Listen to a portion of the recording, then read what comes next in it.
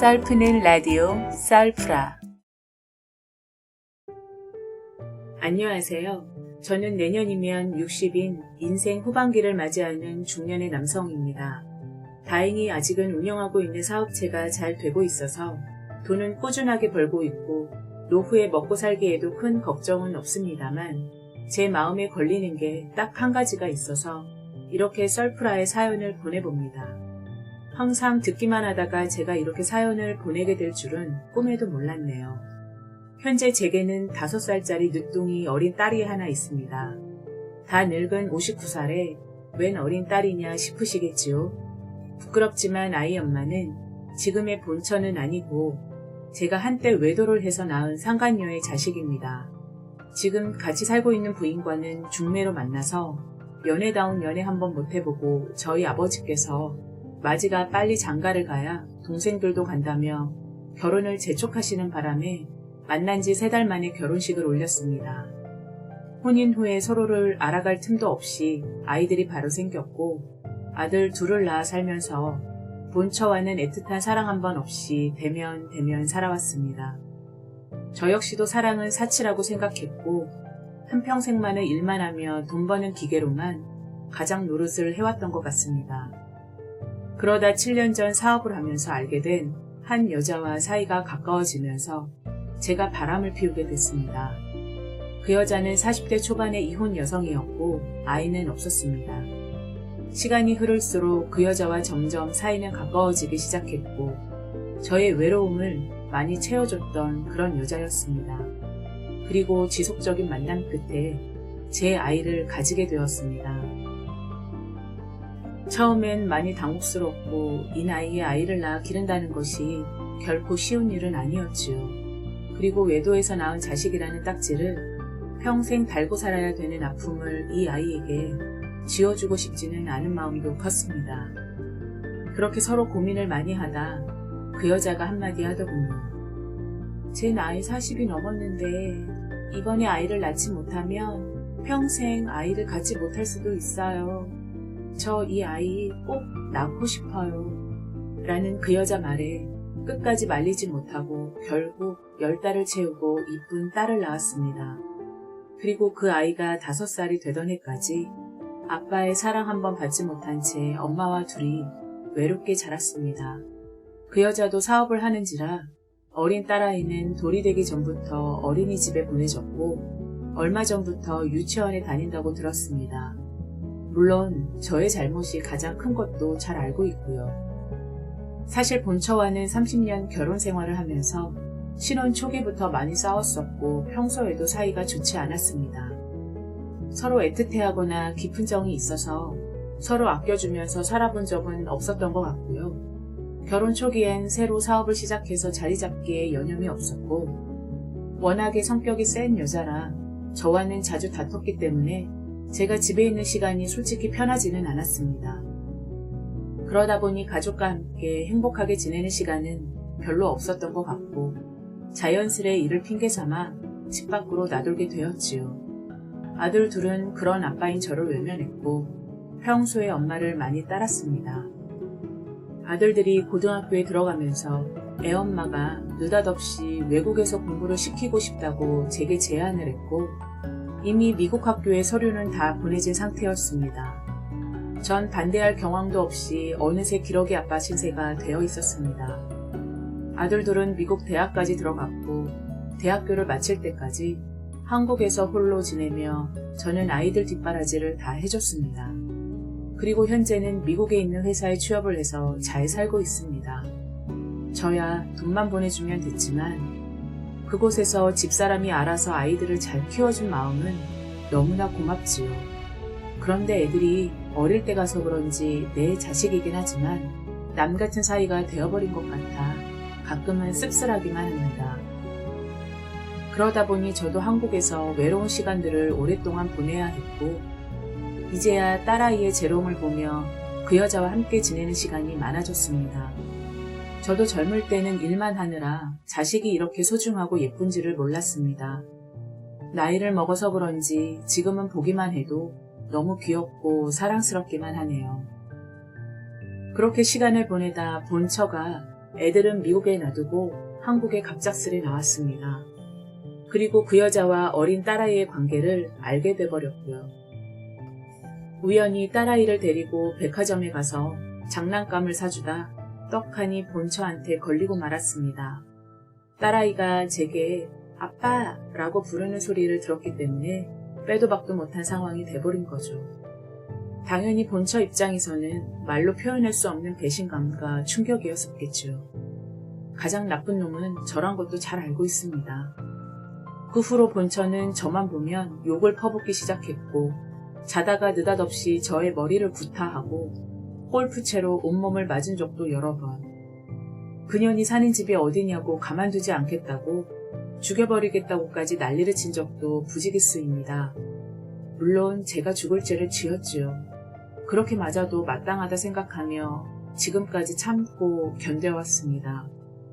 그런데 며칠 전 본처가 그 여자를 상대로 상간녀 소송을 하겠다고 난리를 치더군요. 변호사를 만나고 온 듯했습니다.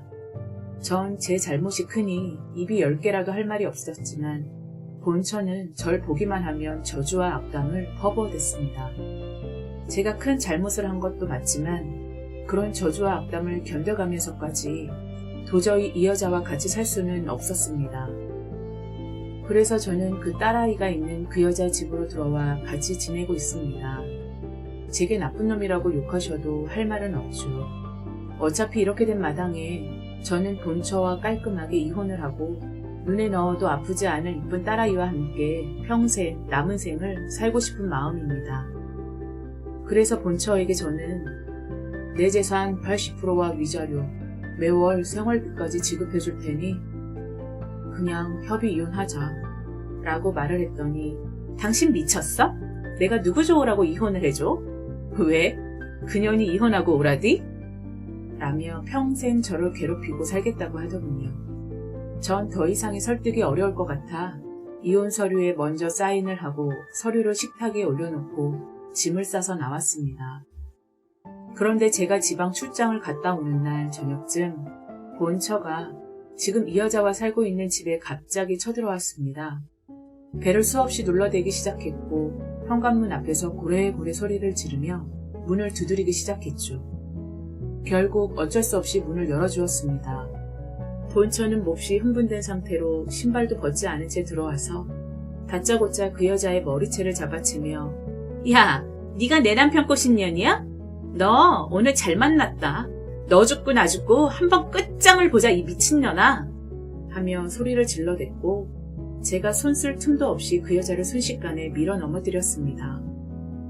그리고도 분이 덜 풀린 본처는 옆에서 울먹거리며 지켜보던 딸아이의 머리를 세게 내리쳤습니다.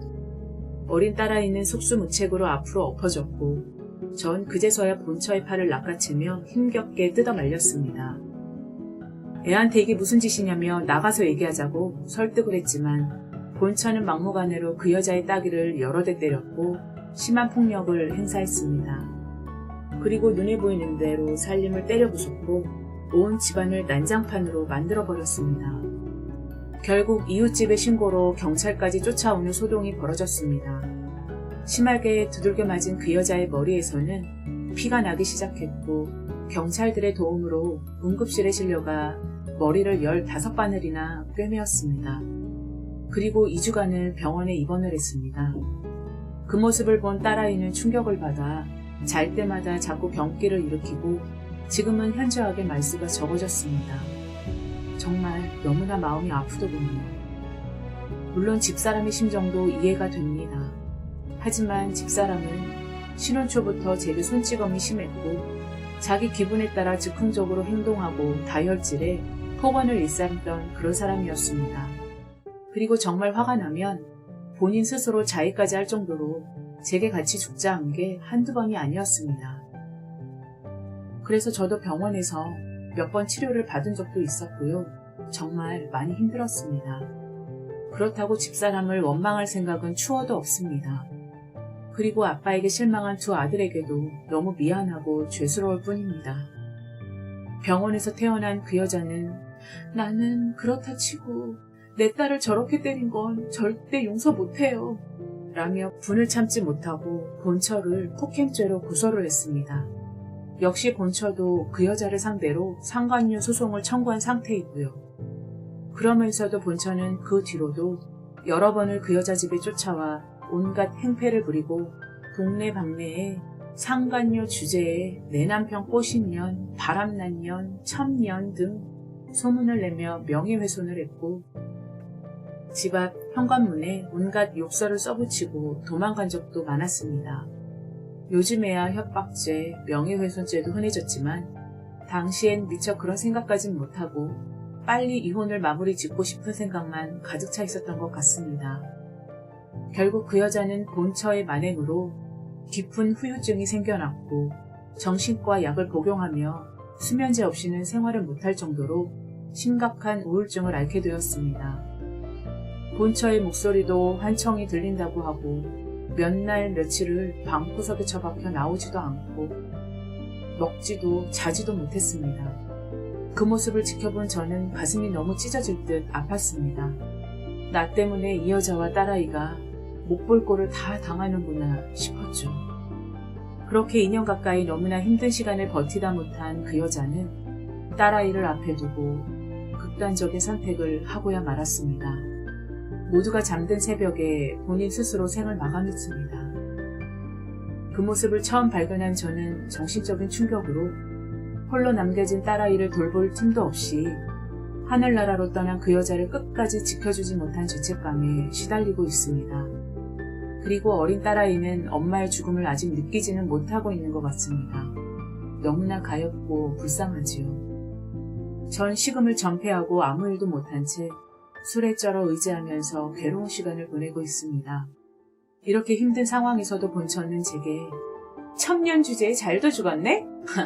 당신도 지옥에 나가! 라며 저를 볼 때마다 저주를 퍼붓고 이 상황에서도 절대 이혼을 해주지 않겠다고 완강하게 거부하고 있는 상태입니다. 정말 하루하루가 견디기 힘들고 죽고 싶습니다. 지금 저의 도움이 가장 필요한 사람은 어린 딸아이입니다. 이 아이에게 세상 사람들이 손가락질해가며 엄마 없는 사생아로 키우고 싶지는 않습니다. 본처와 두 아들에게는 평생을 미안하지만 지금까지 남편과 아빠로서의 의무는 어느 정도 하고 살았으니 제 남은 생에는 어린 딸을 위해서 아빠로서 헌신하며 엄마 몫까지 같이 살고 싶은 심정이 저의 솔직한 마음입니다. 제가 앞으로 살면 얼마나 더 살겠습니까? 저까지 죽는다면 혼자 남겨진 딸아이는 평생 고아로 살아야 될 텐데요. 그럼 이 아이의 운명이 너무나 불쌍하지 않겠습니까? 얼마 남지 않은 제 생을 가엾게 떠난 그 여자를 위해 기도하며 살고 싶습니다. 부디 좋은 곳에서 편휴식을 바라는 마음뿐입니다. 그리고 처자식을 버린 저의 죄는 평생 제가 안고 가겠습니다. 긴 사연 들어주셔서 감사합니다. 구독과 좋아요는 썰프라에 큰 힘이 됩니다. 감사합니다.